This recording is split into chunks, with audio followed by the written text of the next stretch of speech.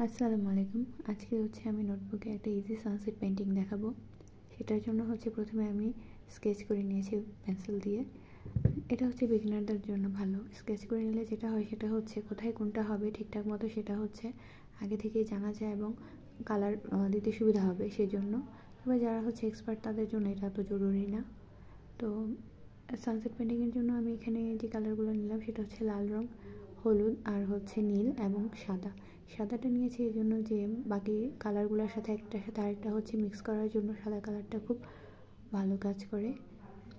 তো সেটার জন্য সাদা দেওয়া মূলত। এই তো আমার প্রায় আকাশ আকাশে।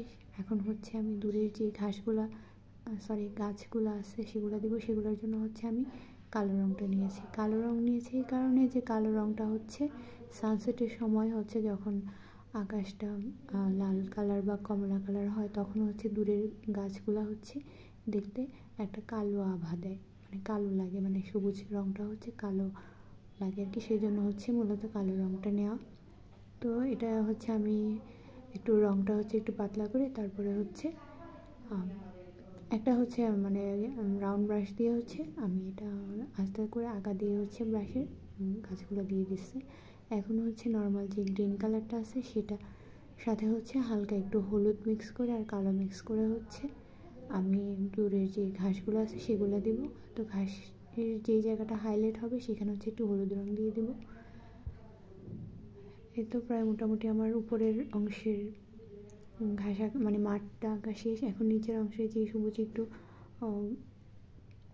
ঘাসগুলো দেবো সেগুলো কালো, গ্রেন এবং হলুদ কালার মিক্স করে আমি দিয়ে দিয়েছি। আর এখানে পানির অংশটা যেখানে আকাশের রিফ্লেকশন পড়ছে সেটা হলুদ, লাল, নীল, সাদা ওই আগের রঙগুলো দিয়ে ব্লেন্ড করে দেব। ব্লেন্ডটা খুব সাবধানে করতে হবে যাতে একটার সাথে আরেকটা কালার খুব ভালোভাবে মিশে যায়।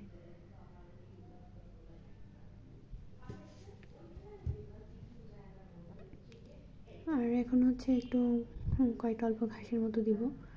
এখন আমি কালারের মধ্যে পানি বেশি দিয়ে ফেলছিলাম, যার কারণে ঘাসগুলো ডিটেলস দিতে পারি নাই। সেজন্য আমি একটা পুরাতন ব্রাশ দিয়ে একটু হিবিজিবি টাইপের যে ঝোপের মতো আছে সেটা দিয়ে দিলাম।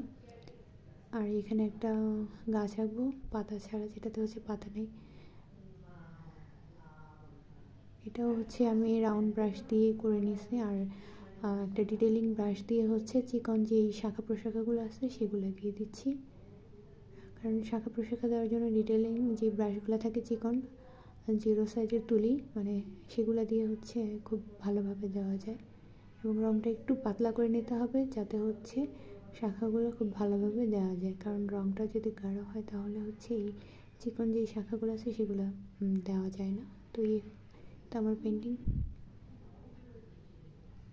কেমন হলো জানাবেন, আপনারা ট্রাই করতে পারেন।